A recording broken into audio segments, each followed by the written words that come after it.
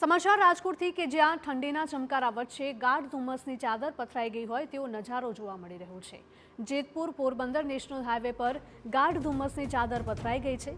Visibility ઘટતા વાહન ચાલકો મુશ્કેલીમાં મુકાયા। સવારે પણ વાહન ચાલકોને લાઇટો ચાલુ કરવાની ફરજ પડી હતી।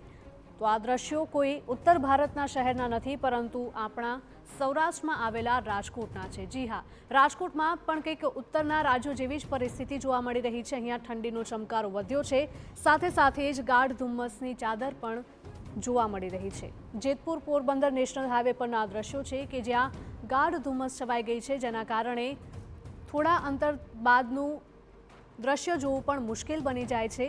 વિઝિબિલિટી ઘટી જતા વાહન ચાલકો પણ મુશ્કેલીમાં મુકાયા હતા। સવારે પણ વાહન ચાલકોને લાઇટો ચાલુ રાખવાની ફરજ પડી હતી। તો જેતપુર, પેઢલા, મંડલીપુર, ગુંદાળા તેમજ ધોરાજી સહિતના હાઈવે પર આ જ પ્રકારે ગાઢ ધુમ્મસના દ્રશ્યો જોવા મળી રહ્યા છે।